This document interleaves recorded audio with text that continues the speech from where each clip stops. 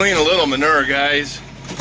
I was hoping they would have left and just went back out to pasture.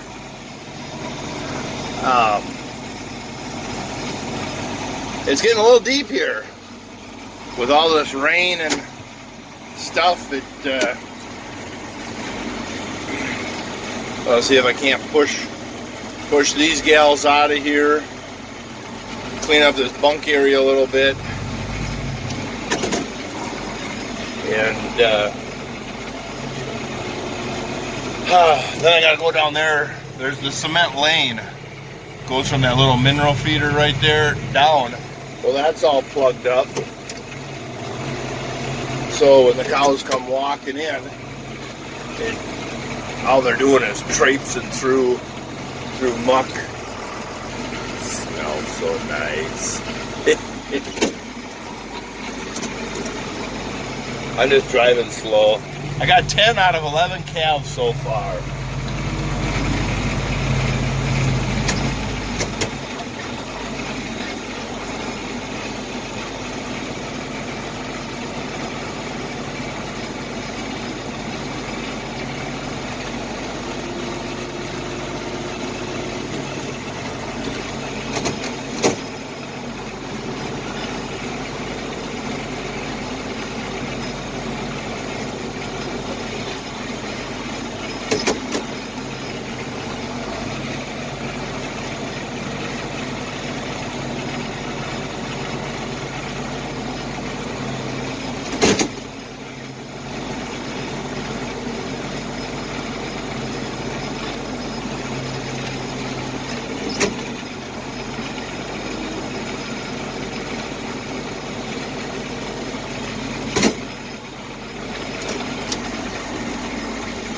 I think that dry stuff I'll leave right there.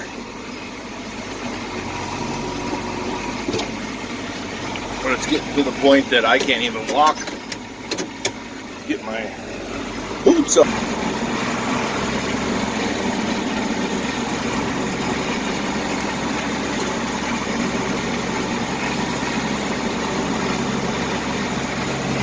As long as I don't get stuck. The edge of the concrete is right there, and as long as I don't fall off that, we're good.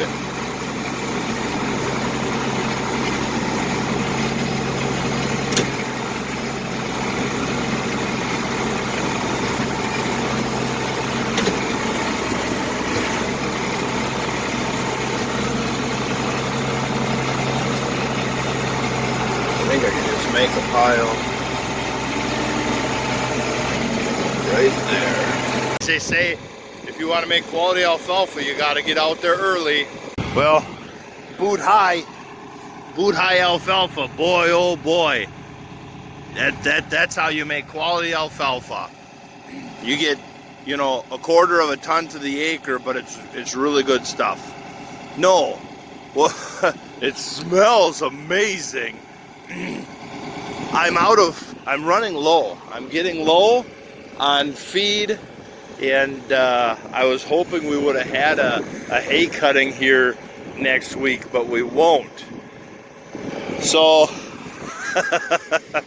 I'm gonna just cut, 50 feet and then come out with the ATV in a cart and scoop that windrow up and take it to the cows to try and stretch out the dry hay. I sold a little more than I should have, but at the rate they were eating, it made sense. Now all of a sudden they are just devouring everything. So desperate times for desperate measures, right? So let's cut a path and feed the cows. I just took the ATV in the trailer and went out and scooped up a few feet and threw it in the bunk, and that'll give them some good feed. It's not as high a quality as you think when it's that small. It ramps up quality as alfalfa grows, but yeah, that'll give them something. Spare a little time on the pasture. We got plenty of moisture, so if we start getting some heat, that pasture ought to start kicking in some growth. We get some heat, the hayfield ought to start kicking in some growth. I might just have to figure out how to get through the next 2 weeks. And so, I don't know. I didn't put a whole lot, just a couple 100 pounds for the 11 of them, and That'll just help them out a little bit. Load of fencing material. Got my horizontals, my corners, a gate for the one pasture, one 4,000 spool of wire for tying the H, you know, your diagonal, and a post hole auger. I would like to drive the posts, but that's not in my budget or schedule. So we will just have to do the old-fashioned auger and call it a day. So yeah, my camera out fast enough, they literally run up the aisle. There they go. They know that alfalfa is there, corn is there, oats are almost there. Oh yeah. Eat, my pretties, eat. They'll run over their dang calf to get to that bunk. You always got the one cow, I don't know if she runs daycare service or what, but she's always last to get up here. She kind of loiters around and watches the calves. The calves kind of just, they've became their own herd now. So some of them will come up with the cows, but it won't take long, and these three will burn off, and they'll run around like a school of minnows. They'll just up and out of here. To have that energy again would be nice.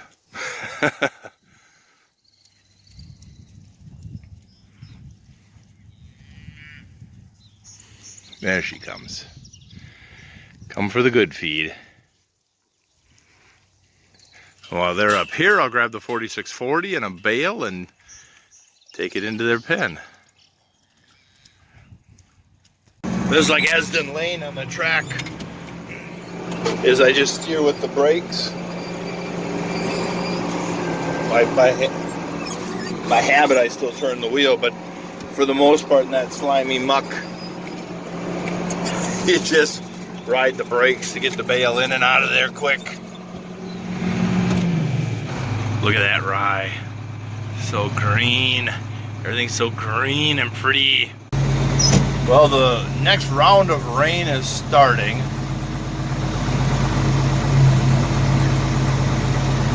So I want to get the truck unloaded and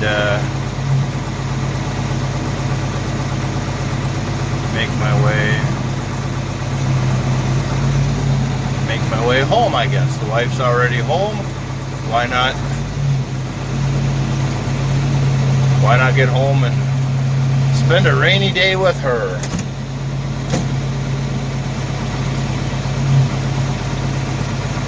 Easy, ooh, steady.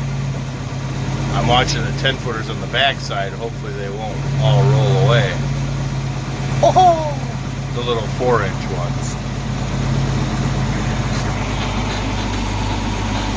Oh,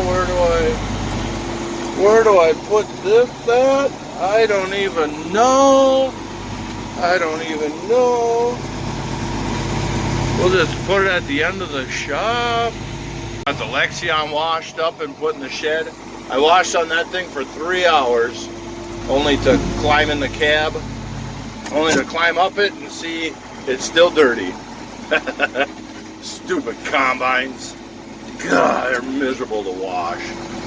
But he's tucked away nice. All my seed is behind him, so if I ever get back to planting, I can drive him out. And that gives me another opportunity just to drive it.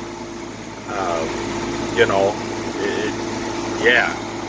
Got my 4-foot, or my 4-inch 4x10s for the horizontals. We'll dump them off. And then we'll go get the post auger off. Then it'll be, I don't know, it's getting close to 2 o'clock. Thinking I'll go home for lunch. Haven't had lunch yet. Goof around.